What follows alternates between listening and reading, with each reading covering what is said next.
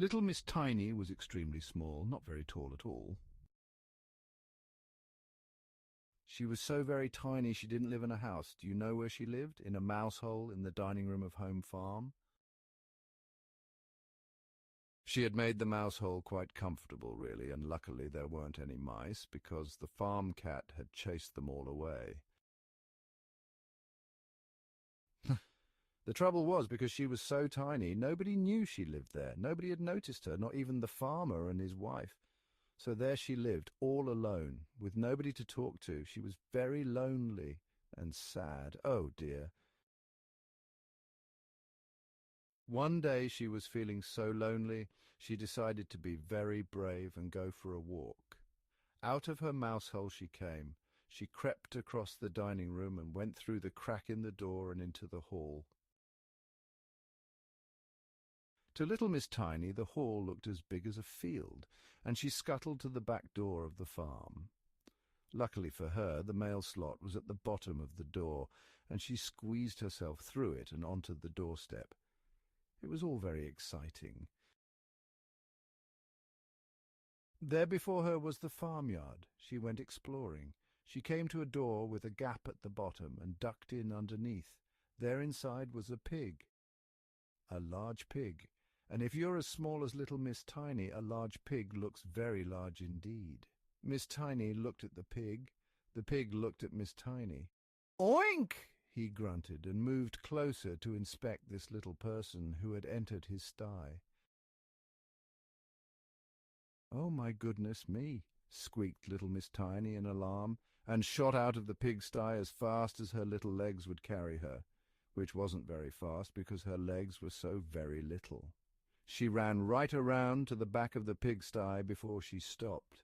She leaned against the wall and put her hands over her eyes and tried to get her breath back. Suddenly she heard a noise, a very close noise, a sort of breathing noise, very close indeed. Oh, she hardly dared take her hands away from her eyes, but when she did, she wished she hadn't. What do you think it was?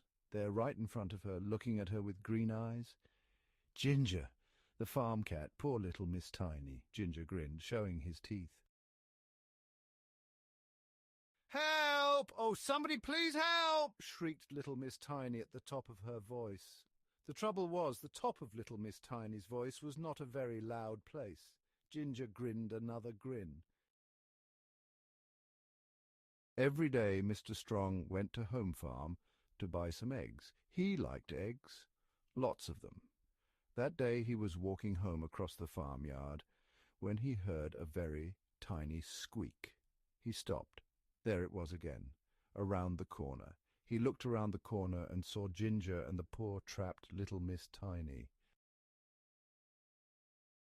"Shoo! Hello, who are you?" I'm little Miss Tiny. You are, aren't you?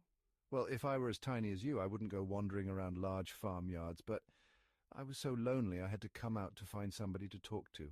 Oh, dear, well now, let's see if we can't find you some friends to talk to. So now, every week, Mr. Strong comes to get little Miss Tiny and takes her off to see her friends. 3 weeks ago, he took her to see Mr. Funny, who told her so many jokes she just couldn't stop laughing all day. 2 weeks ago, he took her to see Mr. Greedy. He told her his recipe for his favourite meal. Little Miss Tiny, but that's much too much for tiny little me. She laughed. "Mr. Greedy, for you, divide the measurements by 100.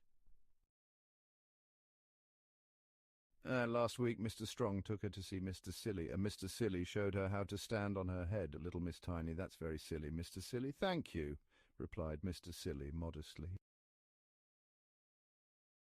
And guess whom she met this week? Somebody who's become a special little friend. Mr. Small, Mr. Small. I never thought I'd ever meet anybody smaller than myself, laughed Mr. Small.